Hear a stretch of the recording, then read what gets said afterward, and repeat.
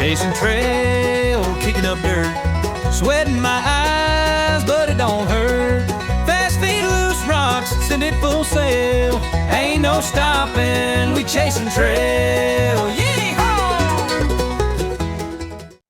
Hello, everybody, and welcome to Chasin Trail. I am your host, Teddy Tonelli, aka Teddy Tacos, and today we have a fabulous guest on the show for you. As you may have noticed over the past few weeks, we have had a bunch of runners who partook in the Mammoth 200, but we left one person off that list. But we had to have him on. Teddy did not know who this guy was until we met him on the start line. He says, Teddy, I love your show. I love your show. And I said, okay, we're going to get you on at some point. Teddy didn't think that I'd see this guy again. Honestly, Teddy was like, I'm going to breeze past this guy. I don't even know them. But okay, he's a fan, give him. But anyway, this guy ends up smoking Teddy's ass, gets second place. Without further ado, Edher Ramirez. Edher, how you doing? Good, Teddy. How are you?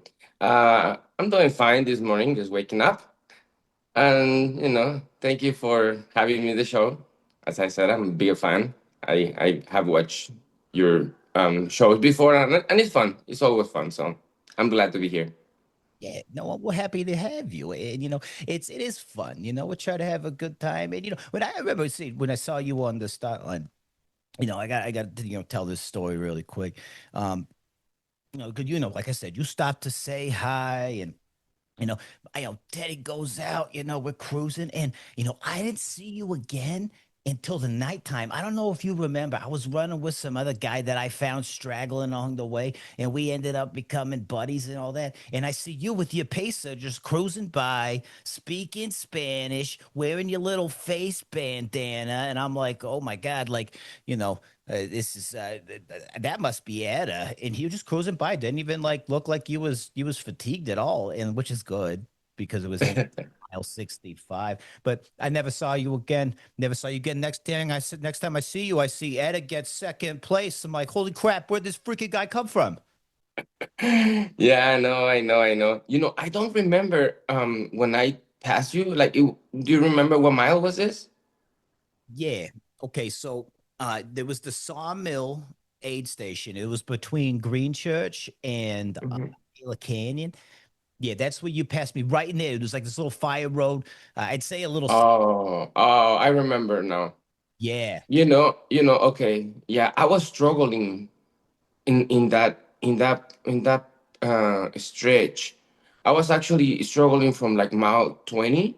I didn't hydrate correctly. So I think I got like imbalance on my electrolytes. Anyway, and when I got my pacer, I just, had my crew. So I ate and I tried to regroup. But right after I left the crew, at the aid station, I threw everything up, a few times. So I'm like, but something stayed because I started feeling better. And as I was talking to my pacer, we were just trying to move, kind of like get the rhythm again. Uh, Sorry I didn't say hi, and I probably I didn't, but I do remember a lot of people passing me in those miles, and I was like feeling like just bad. So I was just trying to smile maybe and say, "Good job." But anyway, you No, did great though. it was really dark out there. I totally understand. It's not no slight, nothing like that. But me and the other guy noticed, we're like, hey, that's Edher right there. And I'm like, wow, I'm kind of blown away, because like you said, you start the race off, and sometimes you're dealing with some issues. For me, Teddy had a lot of feet issues. Teddy's little tootsies. Oh, Yeah, that was bad. But there was a section, I think it was between Duck Pass and I don't know, what was it, Sherwin Creek? Sherwin Creek. Real hot in that section. And Teddy only brought 2 flasks, and I almost died. I had to drink out of the creek like a freaking deer. Yeah, I did it twice too. I was running close to Jesse, and he actually drunk from a creek, and he told me, "Oh, I couldn't find my water filter." And I was like, "I'm gonna wait a little bit." And then later on, we found that creek lead to a lake, And after that, I was in the lake. I'm like, I'm just gonna drink from the lake. And there was a hiker, and he's like, oh, I asked him, do you know if there's a water fountain around here? He's like, there should be one coming out. There's another creek. I'm like, oh, there's another creek. Creeks are better than lakes, I thought.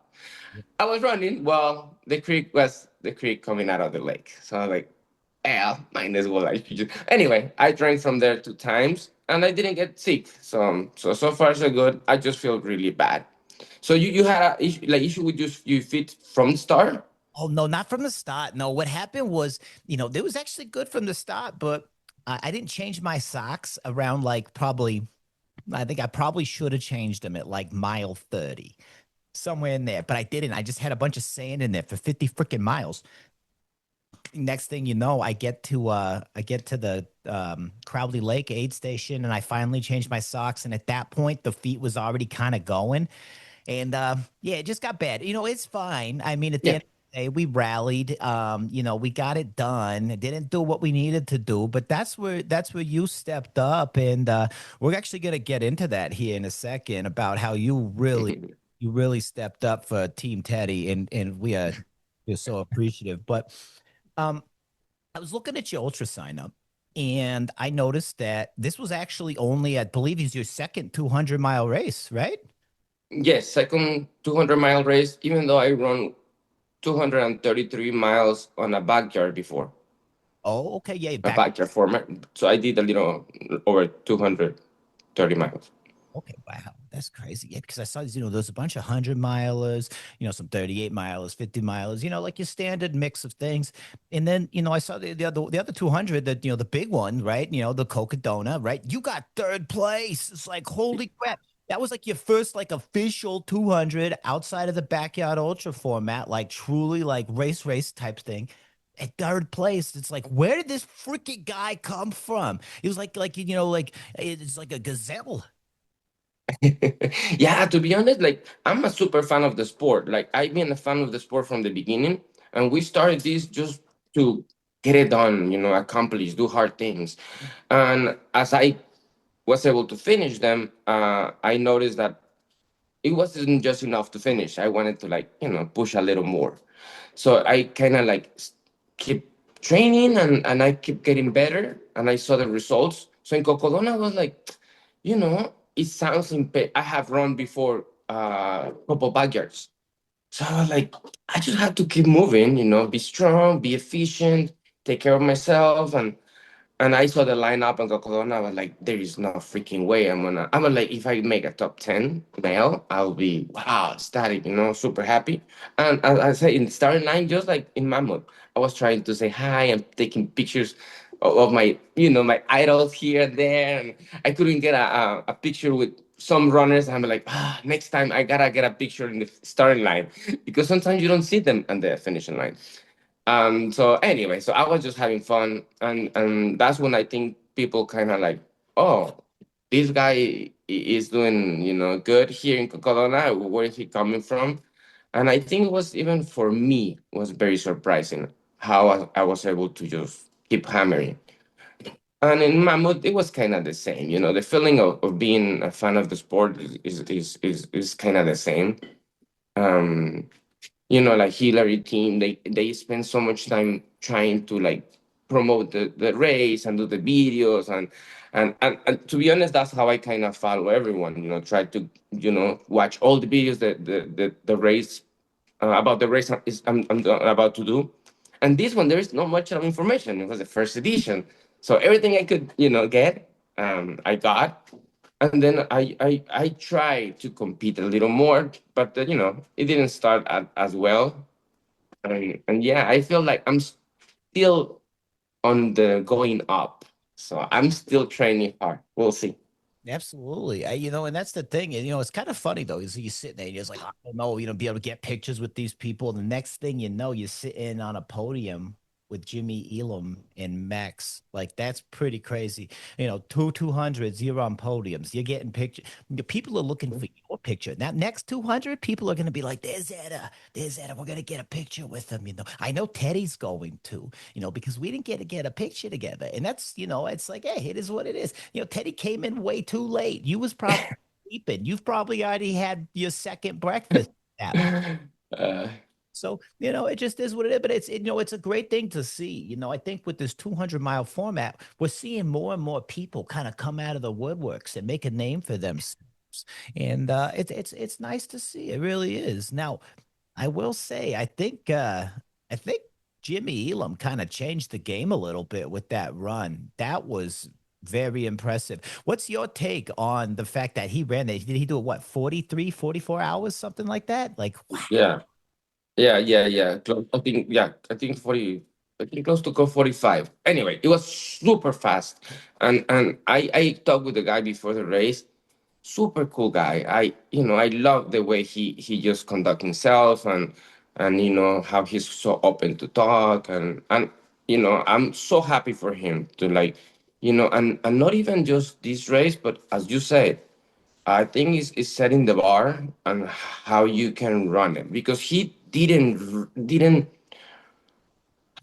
I'm not gonna say he didn't respect the distance, but he took it as, and from his words, I'm gonna do it as I do 100 miles times two. And that's how kind of how he planned it. Maybe from what he said, he wanted to maybe sleep a little more at the end, so that's what Rachel came in and make it a race, so he couldn't sleep as much and take care of himself as much. But that made it a super, super fast race. Yeah, I signed up for Cocodona. We're going to do Cocodona next year again, and and to be honest, it kind of is changing. I haven't decided in my head what I want from Cocodona next year, but Jimmy is kind of like in there, like whispering to my ear, go all in, go fast, go, But I'm still like kind of like super happy for him, and I think yes, it's changing the game. I think we'll see fastest times every time now. Oh yeah. Oh yeah, no, yeah, no, and I think it's great, especially, Rachel. I mean, she's an incredible athlete. We don't even need to, I mean, amazing that she comes in second overall. And she ran the whole time. Every time I saw that woman, which was very little, I don't think I saw her past mile 30. She was just flying the whole time, and she got lost a bunch of times. I mean, she's like going this way, everybody's going this way. She's doing her own thing. She's running her own race, and she still gets second. It's crazy. But I will say you're 100% right. I mean, even Teddy, and when we had a bad day out there, we realized, like, okay, if we took care of our feet, we could have ran our race plan, right? Because we had the legs. It was crazy. It was like, okay, you run 100 miles and your legs still feel good. I'm sitting there like, what is this? This is crazy. And I really do think that there's like this next year's Cocodona. We thought that Dan Green last year really set the bar, which he did, absolutely. But they said Jimmy's changed the game. So I think that next year at Cocodona, we are seeing that course record being broken again. And I'm rooting for you, Edda, because Teddy's going to be out. I'm not running Cocodona this year. We're doing the Sedona 125. So we're going to, Oh, cool. yeah. So hopefully when we get done and we finish, we're going to go to that. We're going to be at the start or the finish line, excuse me. And we're going to cheer you in as you come in as first place. But you're going to have to watch out for that Rachel, because you know that she's coming for Oh, blood. oh, no, no, yeah, I know. Like she wants to make sure she got second place overall. I got second place male. Yes, Like, we just have to make sure, absolutely. people don't get confused on that. And I know from Cocodona, like, she was on third place overall in her head until I got there. So now she's like, oh, I got you. You came behind me and I'm far away. So now, Cocodona comes, and I know she's gonna be in the mix to win it too. Like with the time that she did with Jimmy. I mean, and and like, I think it does become a race where you have to kind of survive at the end. Like, after 200 miles, you know, I mean, the legs can be there, but ah, we all feel tired, leg wise, muscle wise. The mental, I think, is where how tired you are, or you just want to sleep. And then I think that creates more problems, like the way you feel. I have noticed close to the finish line, like Mammoth, I did a little different, but I have noticed that when my brain knows I'm about to finish, it start kind of like shutting down a little bit and making me feel tired. And I'm like, oh, I'm so tired. I'm like, hmm. And afterwards, I'm like, maybe it's just more mental. And this time around, I tried to change it a little bit to finish, strong again, mentally strong. So I think Rachel has a very strong game in her mental side. So maybe she got to sleep, after 50 hours, like we all have. But after she wakes up after 10 minutes, I know the brain is going to be there.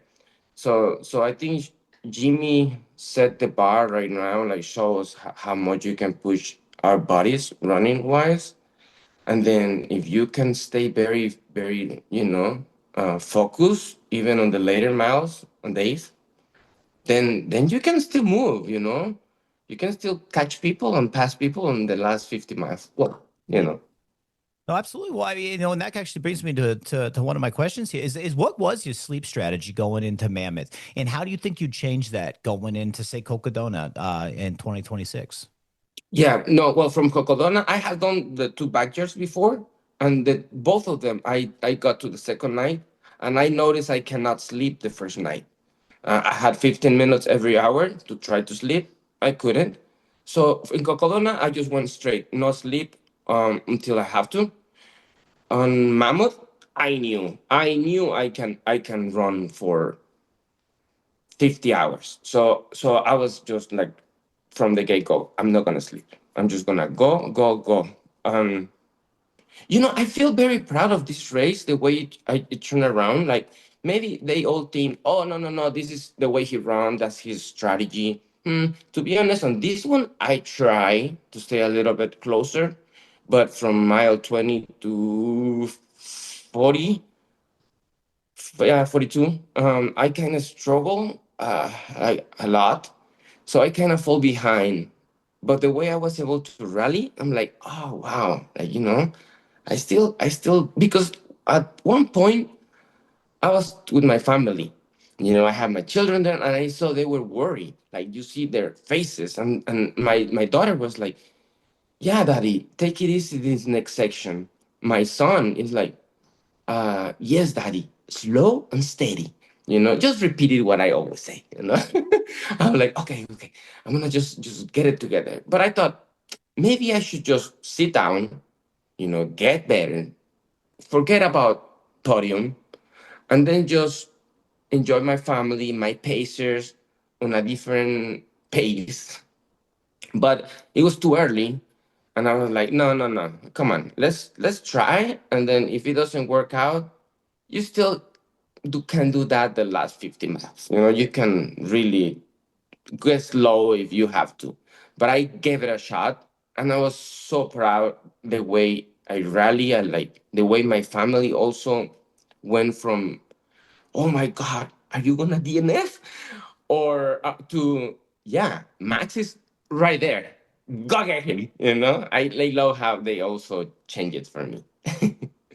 It's amazing. It's how that and the thing is I think that the big important thing to realize is you kind of let the race come to you, right? You go out there, you're racing, but you got to take what the race gives you. At the same time, you got to make that decision. Are we here to race, or are we just here to have a long hike? And I think you made that decision, and it paid off. It been a big, big way for you, and I couldn't be more happy for you. I think it's so great, to know that you struggled at the beginning, and it's like you have to do those problem solving things, and then you just go out there and then you handle business. That's awesome. I like it. I do. I like it. Thank you, thank you. How about your sleepy strategy? How about your I don't know. The whole thing is that Teddy came into this thing thinking like, "Hey, we're not gonna sleep. We're drinking a bunch of caffeine," which we did. But what we did was we took an hour nap at mile 98 at Taylor Canyon, got up, got ready, and started running again. At that point, Teddy's feet needed to get really worked on. That was the biggest problem. It wasn't really a sleep thing. I mean, there was a point that I was Mm. asleep as I was hiking. And so I had to take that nap once I got to Taylor Canyon. It made me feel good. And then I took another nap at Grant Lake for an hour. And that's what we did. So we had 2 hours of sleep. I think I would do it a little differently and take the approach of little 15-minute naps because I think that's really all you need. Get that, like you said, you reset that brain, reset that some of those negative thoughts that may be in there, and you wake up and you feel a little refreshed, a little power nap. I think that's probably the way I'd go next time. But we'll see. But I mean, yeah, we got 2 hours. We felt okay. Being tired after that first night wasn't really a thing. I think that at Grant Lake, if I was to skip that and just run all the way through to June, we'd probably been fine. Maybe saved a little bit of time. I don't think we needed that sleep, but we took it because, we just say, you know what, let's take a quick reset. Let's start again.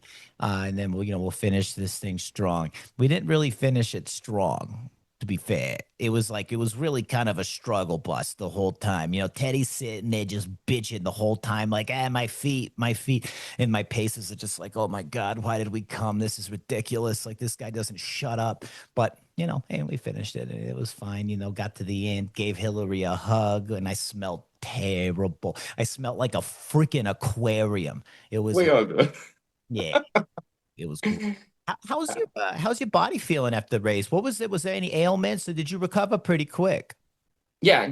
I'm recovering pretty quick. I just feel still the tiredness. Like I did a little, 5 mile run yesterday, and at the end, just kind of just like feel like okay, they still have some aches and aches here and there, but I'm still gonna give some time to my body. I like to give my body at least 3 to 4 weeks before I push again.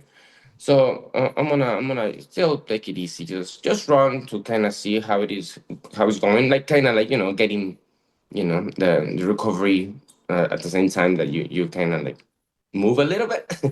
But yeah, after that, as I said, I'm still kind of like thinking about Cocodona. Like I didn't plan it as well on Mammoth. Mammoth was a little more like at the, let's see who can come and pace, who wants to go. I actually thought that the day before the race, I was gonna ask like literally online who wants to pace me for a little wait bit. But I was fortunate to have friends that offered to come and pace me. But I didn't have really a strategy like too strict. I was more like, yeah, I'm gonna go, I'm gonna push, I'm gonna try to go in the front, I'm gonna try to do sub 50 hours. But then when the race comes, I realize that no, I need structure. I need times. I need like what do I want to do with this thing? Because you got to a point where when I didn't want to push no more. I was like, I'm pushing because my pacer is pushing, and I can, but I lack the motivation. I thought I could just like tell myself, come on, you said you're gonna make it before 50 hours.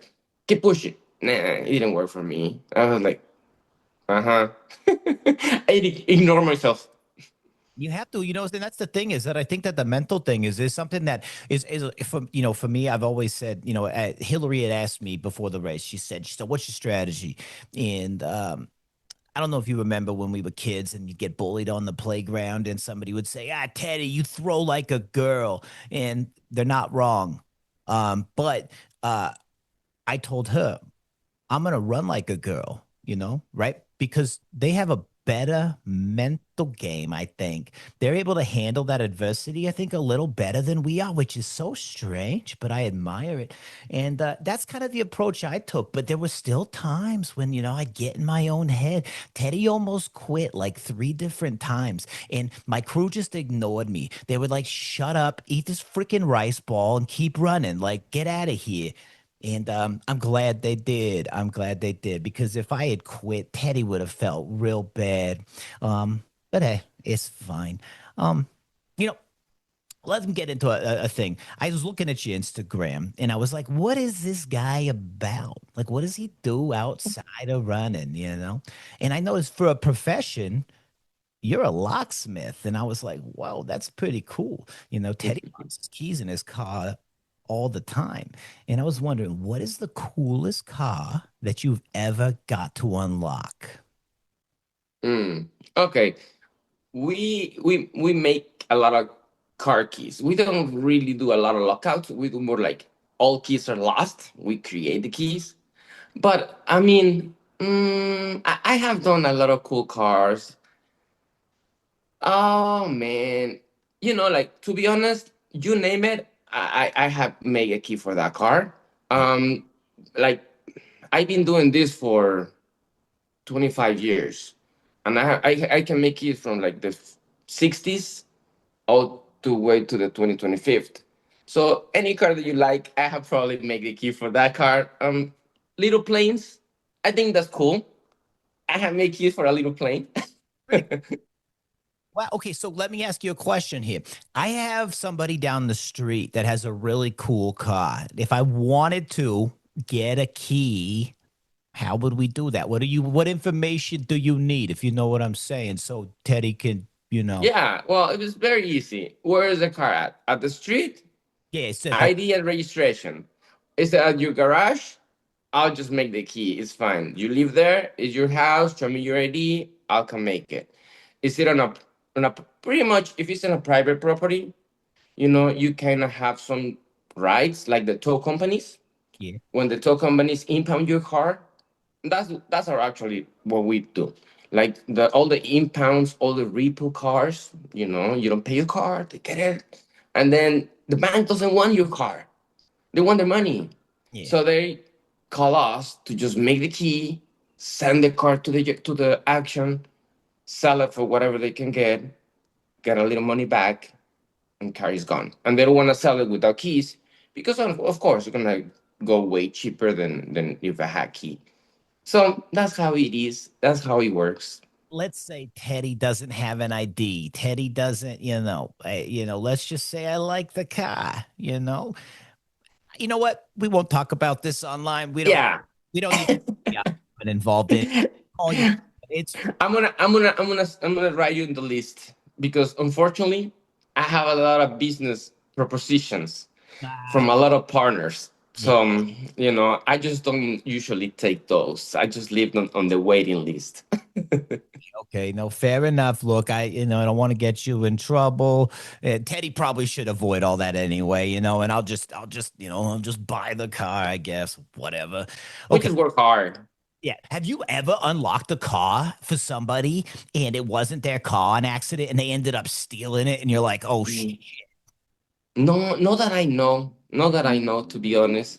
Okay, I could have, but I don't know. Just kidding. yeah, yeah. No, that would be interesting. It's like you unlock the car and they take it, and the owner comes out like, "What the hell are you doing?" You're like, "What?" You know what did happen? It happened to me one time, and I felt so bad, so bad.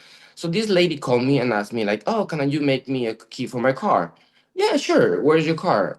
It's in my garage. Okay. I went there, and yeah, it was her car. She had her ID, the registration, insurance, everything was fine. It was a little bit event. I make the key for the car, and the lady was so happy. She started the car up, and as soon as she started up, she paid me, and then she started the car up, and she was kind of saying bye. She back up. As soon as she back up, the sun came down. Mom, don't go. She left. And I'm like, what happened? I'm like, she's not supposed to drive. Oh no. Oh gosh. Oh well. One time, she went to the gas station to get some cigarettes. The Oh, that the son followed her. So everything was fine, but well, at the end of the day, that's not your problem. It is unfortunate, but I mean, but I hey, made the key. you made the key and you did your job. You did a good job. Yeah, whatever. That kid is probably a pain in the ass anyway. So after the race, we spoke. You told me your thoughts when you passed Max, how you knew that you needed to pick up the torch since Teddy's little feet failed him. I could tell the story, but I'd like to hear it straight from you. Like, what was you thinking when you passed Max? And yeah, go ahead. Yeah, I think I knew Max from Cocodona. Like he was one of the favorites or one of the the known runners. So I kind of followed him from there, and Cocodona he didn't finish. Um, so I kind of knew. Look, then he won Angel Express, so I knew he was a good runner. He's a good runner, I'm very strong. I'm very tough, and I was telling him like, congratulations to just get it done, because you had to suffer for a lot of time. So I saw your shows, and like making like kind of like not fun of him by calling himself the king of Moa, but teasing and playing around. I see it as more like you know talking shit, and it's fine. And so I was like, yeah, I like it. Then when you guys like came together and like we're gonna go against Jimmy, I'm like, well, I get it in board of that too. Jimmy, he looks like very very strong. So I was just kind of like following the game, playing around. And when he got to the point where it's like, okay, who's next? I think Amber was in fourth overall. Mhm. Yeah. And then I was on fifth. It was on Levining, I remember. And that's when like as soon as they told me like, okay, your next male is Max. Oh, I couldn't stop thinking about you. I was like, I'm doing it for you, Daddy. I'm getting it done. But it was just more like, of course, a playful way, and I wanted to get him, and I of course I wanted third place, or second place, male. So I was just trying hard, but I couldn't take it off of my head. When I was like, I didn't see his. Well, I kind of saw, I think, headlamps. I must have been him, yeah. Um, but I didn't see him till it was right in front of me. Yeah, So all that little chase from before June Mountain, I think it was from Grand Lake, yeah. to June. That's when I kind of like push. Yeah, that and that's so cool. I could only imagine, because once we realized that we weren't going to be up there and we weren't going to be catching them, we was, I had the guys like letting me know, like, where's Jimmy, where's Max, and then we see you just creeping, creeping, creeping, and it was, because I had the crew with me, and then we took a little extra time in the aid station, so they'd fill me in on everything that was going on. They said, okay, Teddy, look, you could be top 10 male if you just stop being a freaking wuss right now. And I was like, oh, guys, but my feet hurt. And they're like, that right there, you're being a wuss. Anyway, neither here nor there, but I was really excited to know that, once we knew that Jimmy had it, and he had it in the bag, it was like, all right, we can relax. We don't have to have another King of whatever documentary. And, yeah, Max is a great guy. I've got to know him a little bit. He's real nice guy. I saw him at Duck Pass Aid Station, and I was like, hey, what's up, baby squirrel? And he was like, oh, hey. And he was like running around all over the place like a freaking squirrel, that guy. He's got a lot of energy, I tell you what. Um, but we appreciate it from the whole team here at Chase. Appreciate it because we was getting. I'm gonna hear shit from Max anyway. He's already told me, like, hey, what was up with that? And I was like, eh, whatever. You got this one. Okay. So Teddy is from New Jersey, and all we have there are Italians and Puerto Ricans, and Puerto Ricans are basically just like DACA Italians. But you don't seem like you're Puerto Rican to me. You're more soft spoken. They're real loud like us. So I was curious, what nationality do you claim other than American? Mhm. No, I'm Mexican. I was born in Mexico. I was raised in Mexico. Like I've been here in Las Vegas for 22 years. I got married here. My wife. I have my son, my daughter. So I owe a lot to the U.S. and I'm USA citizen. But I'm Mexican from born. I was born in Mexico. I love Mexico. My heart belongs there.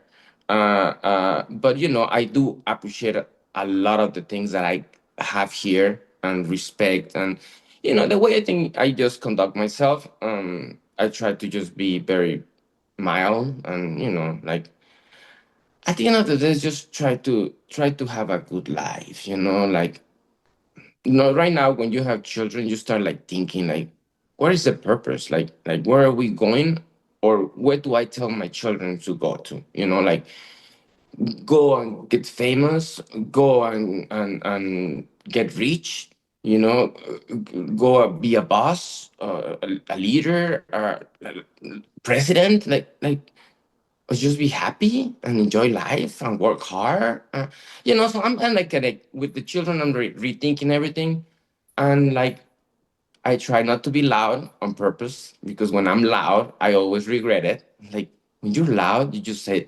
dumb things, you know. So I am Mexican, and I think my roots show when I'm struggling.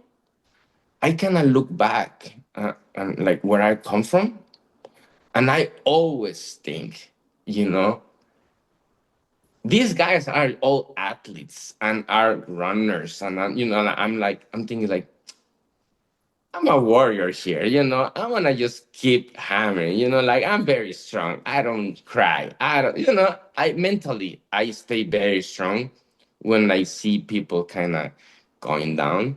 Yeah. So, yeah. Yeah, no, well, that's why I asked too, because I think it's important to know where that runner comes from, where they derive that strength from, whether it be our family, our children, where we grew up. And I think there's a certain amount of perseverance. Teddy's grandparents came over here from Italy, right? They brought us over here and, they treated us like garbage, but, we eventually kind of made our way and all those things. So there's always like this, you know, this this grit that we can pull from. And I kind of noticed Mhm. when I was going through your Instagram, it's like you're a very down to earth guy. It seems you do enjoy like gardening and like and animals and things like that. And Teddy loves animals. I love animals. What is your favorite animal, Edda? Yeah. I admire a lot of animals, and there's a lot of cool animals. But as I said, just being simple and truthful, dogs. I love dogs. I have grew up with dogs. There are so many different breeds, personalities. I love dogs. Oh yeah, dogs is great. What about you? What's your favorite animal? It seems to change a lot, but Mm, it's like I love raccoons. okay. I love wolves. I do love dogs too. I have a dog. She's great. She actually has a picture of her right over there. You see, that's my dog. Her name is Whitney. She's sweet baby angel. What kind of dogs do you have? How many dogs do you have? Do you got like Right now I got three. I have one Chihuahua, one Corgi, and one Ridgeback. Oh, I love Ridgebacks. Those are cool dogs. Yeah, it's beautiful, beautiful. And as you can imagine, the Chihuahua is the guard dog at home, and he's the alarm. Yep. Then the Corgi is the patrol. She just runs and runs and watch the cars, watch people, everything that goes by. She chases them. And then the big dog, Pacer, it's my pacer. He goes with me. He loves to push me in the uphills. He always hikes, but in the uphills, he kind of likes to go in front of me. And in the flats and the downhills, he kind of goes behind me. So yeah, those are my three dogs. I like that. Yeah, when you have the corgi on patrol, it's alerting. It says like, "Hey, Chihuahua, let everybody know." And then the Ridgeback gets up and it's ready to kill. So if anybody comes into the house, that's a great security system. I like that. That is good. That is really good. Yeah, yeah, yeah. And it was that. Well, I we talk about having like security cameras and here and there, and I couldn't convince my wife. But the dogs work for us. The dogs will do it every time. That's for sure. Um, okay. I'm gonna get us into the lightning round really quick, and then I got a few more questions for you. But I figure we'll liven it up a little bit here. You know the drill. Basically, we're gonna start the lightning round. I'm gonna ask some lightning fast questions. You're gonna give me some lightning fast answers, and then we'll go from there. How does that sound? Sounds good. Perfect. All right, lightning round ready. Okay, Cocodona 250 or Mammoth 200? Coconut 250. Favorite vegetable? Uh, Uh, Yes, tough one. sorry. Sweet potato leaves. Okay, not bad. Bacon or sausage? Bacon. Yeah, of course. Favorite 100-mile race? Oh, Moyan Monster 100. Hands down. Wow. You must hate yourself. That race looks horrible. Okay, sorry. Lightning round. You're right. Okay. Who wins in a fight? You should do it. Sorry. I think I'm going to next year, actually. So, like, maybe. I may. Okay. We'll do it together. All right, cool. Who wins in a fight? Jamil Khoury or Tim Tollefson? Oh, boy. That was a good one. Ah. Ooh. Jamil. I think you're right. Tim's just a nice guy. Who has better hair? Ah. Jamil. Okay. Oh, It wow. must be a lot of work. Okay. Lightning round over. I'm going to pause you really quick. Tim, did you hear that? You have a challenger. I know how much you talk about his hair, and how much you love, his hair. Sorry. I know, and that's fine. Look, Jamil's got great hair too. Now Timmy needs to step up his game because there's another challenger in town here. And, interestingly enough, since I haven't gotten any Tim's hair, I noticed that when you guys were on the podium, you were all holding up signs that said, I owe you. Has Tim paid you yet? Because he promised me the hair. I still haven't got it. So I'm wondering if you'll ever see that money. We just fill up the W9 thing, so probably soon. Okay. We can took our time to fill it up. So Yeah. Well, you let me know if you don't get that money. I'll make a call and I'm gonna send somebody over there with some freaking clippers. So I'm gonna shave his entire freaking head and get your check. You hear that? Do you hear that? I'm No, I'm pretty sure that they're good for it. I'm pretty sure. yeah, No worries there. yeah, no. About the hair, I don't know, man. No, You should have like hug him and then just grab a little bit right there on the finish line. I tried, but he's so protective over it. He was avoiding Teddy like the plague. He came over and I went to go give him a hug and he's like, high five. I was like, okay, whatever, guy. Like, okay. Anyway. Okay. Just think it, brother. Yeah, I'm telling you. I just gotta take it, really. At this point, you just gotta take what's yours, and it's mine at this point. He promised it. But when you were on the podium and you were standing next to Jimmy Elam, who is an alum of Chasin Trail, as you are now too. Congratulations. It's an incredible honor for you, I'm sure. Thank you. Yes, it is. Did Jimmy smell terrible? Did he smell nice? Jimmy? Yeah. Before the race, because during the race I didn't see him. No, He just the podium itself, when you were standing there. Oh no. No, you didn't smell him? Mm-mm. No. Teddy likes to smell people. Hmm. Yeah. Yeah, no, I didn't. No. Think about it. Because when you're on the podium with people, you really got to get a whiff. I think that you could tell a lot by the way that people smell. And I know Jimmy's a nice guy. Got to meet his dad at the race. Shout out to Big Jim. Big Jim's the man. But I shook Jimmy's hand. We did Zoom thing kind of like this, so he wasn't in the studio with me. So I just always wonder, like, what does he smell like? Does he smell like coconuts? Does he smell like like like a latte? Speaking of lattes, since you're Mexican, one of my favorite drinks is horchata. I love it. Did by chance you get to go to Black Velvet Coffee and have their horchata latte? Oh, I did not. Oh, Edda. But you did? No, we missed it. And my wife, she was saying like she wanted to go, Oh, but it just didn't work out. But I do the horchata thing on the recovery flask. I like the flavor.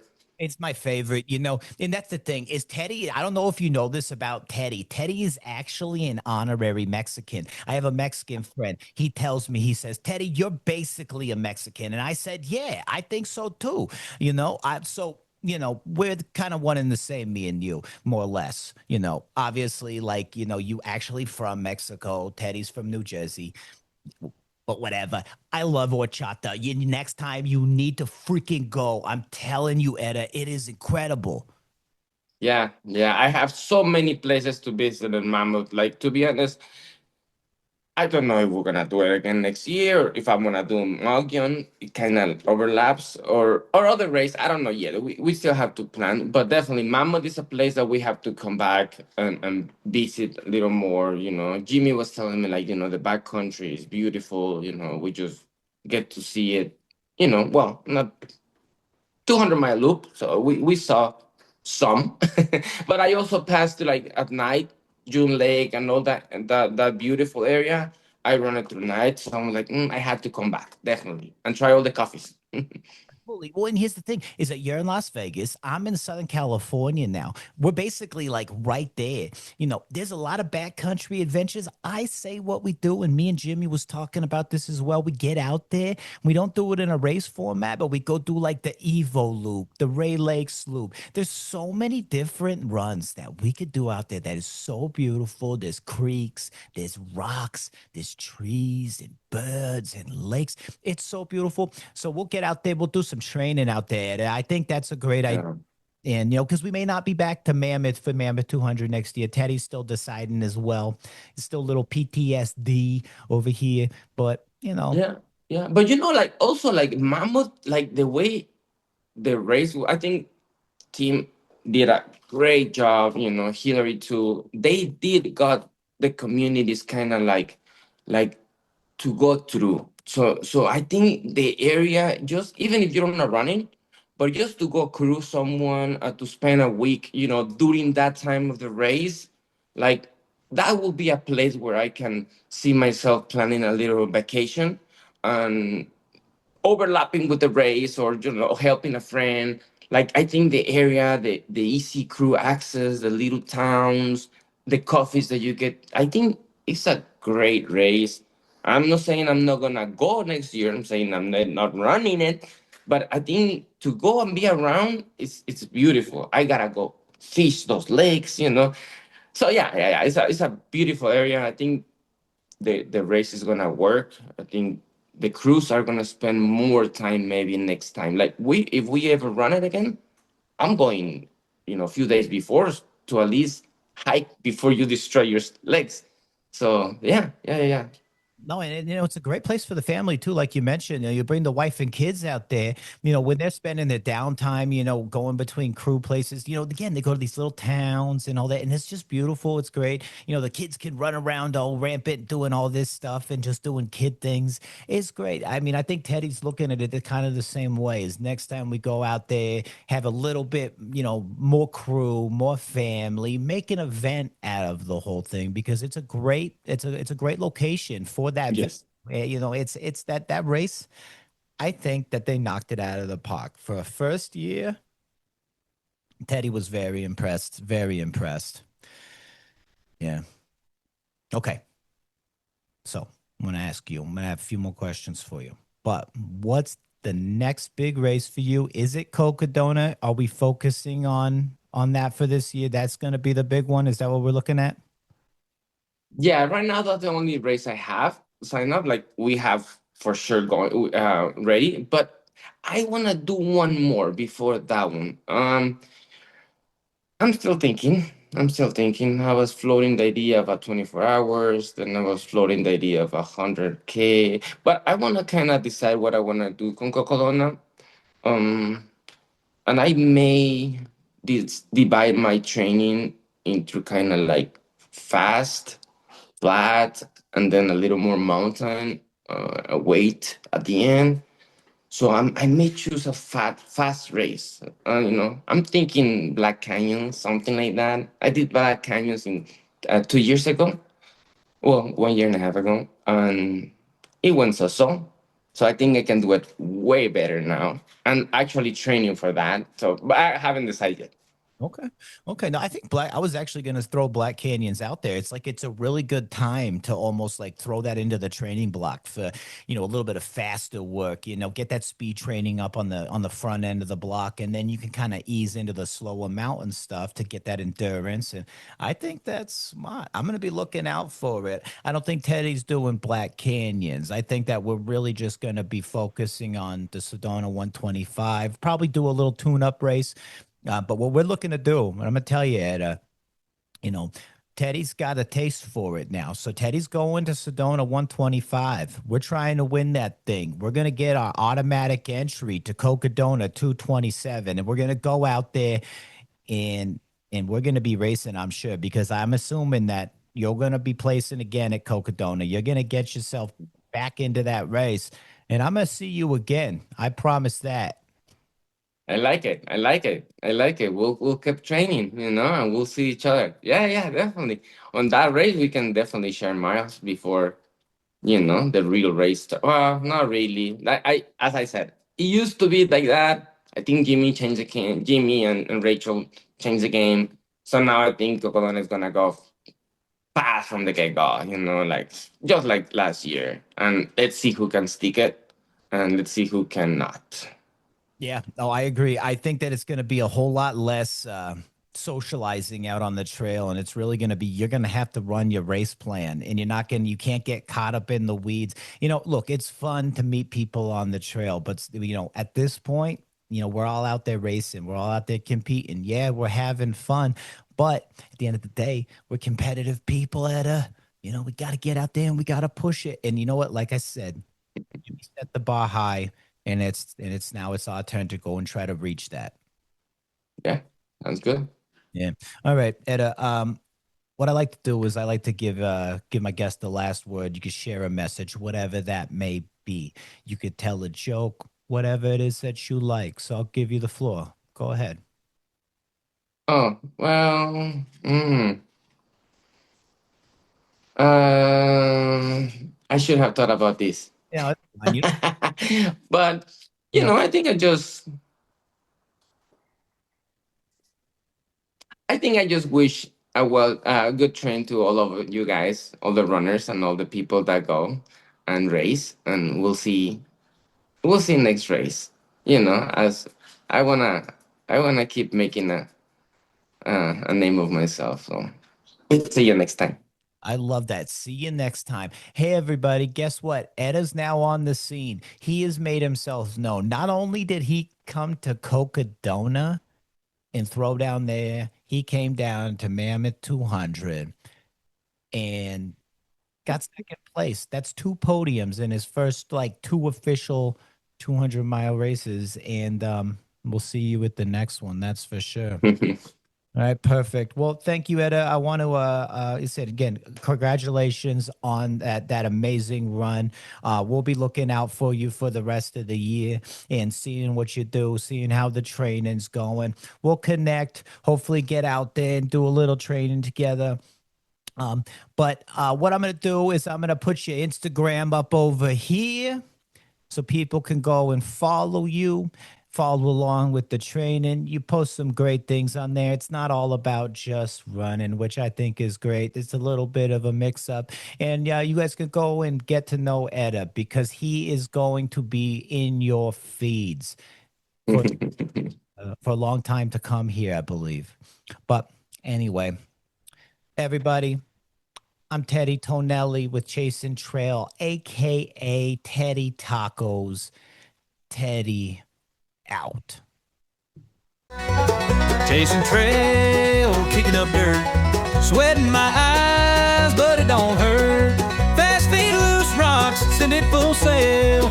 Ain't no stopping, we chasing trail.